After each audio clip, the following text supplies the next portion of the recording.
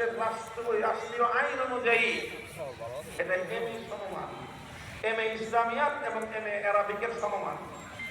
কাজী MA আরাবিকের সনদ নিয়ে আমাদের বাংলাদেশে প্রতি বছর আমরা 35,000 আলেম জাতির উপহার দিচ্ছি। প্রতি বছর বাড়তেছে এটা।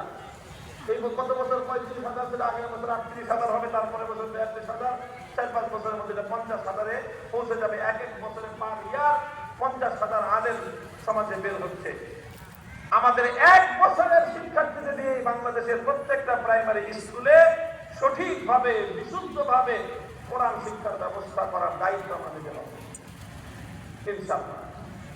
আপনারা এই আমাদের এই দাবিটার প্রতি তৃণমূল থেকে, শিক্ষাঙ্গনগুলো থেকে, স্কুলগুলো থেকে আপনারা এটার সাথে সংহতি প্রকাশ করবেন। রাজনৈতিকভাবে যে রাজনৈতিক দল করেন, কিন্তু এটা আমাদের বেসিক একটা বিষয়, মৌলিক একটা বিষয়। আপনারাও বিএনপির পক্ষ থেকে, জামাত ইসলামের পক্ষ থেকে, অন্যান্য রাজনৈতিক দলগুলোর পক্ষ থেকে সবাই আমাদের এই মৌলিক জায়গাটাকে আপনারা সমৃদ্ধ করেন।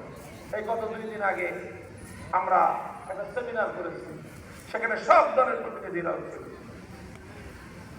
বিএনপির সালাউদ্দিন সাহেব ছিলেন, জামাত ইসলামের গোলাম পরোয়ার সাহেব ছিলেন, ইসলামী আন্দোলনের আমির ফির সাহেব তারমানাই ছিলেন, আমি ছিলাম বাংলাদেশ খেলাফত মজলিসের আমির, হেফাজুল ইসলামের মহাসচিব সাহেব ছিলেন, অন্যান্য দলের এনসিপিরও মুখ্য সংগঠক হাসান আব্দুল্লাহ ছিল।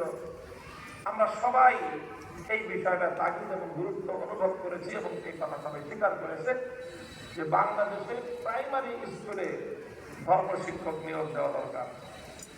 এবং সেই ধর্ম শিক্ষক আমরা দায়িত্ব নিয়ে বলতে পারছি যে আমাদের সন্তানদেরকে সঠিক অর্থে ধর্ম শিক্ষক নিয়োগ দেওয়ার জন্য কওমি মাদ্রাসার শিক্ষার্থীরা সবচেয়ে বেশি পারফেক্ট এবং তারা সবচেয়ে উত্তম এবং যথোপযুক্ত শিক্ষা দিতে তারা সক্ষম হবে ইনশাআল্লাহ। যাই হোক, আমি আর কথা দীর্ঘায়িত করছি না। আলহামদুলিল্লাহ, এটা অবশ্যই গুরুত্বপূর্ণ একটা বিষয় যে একটি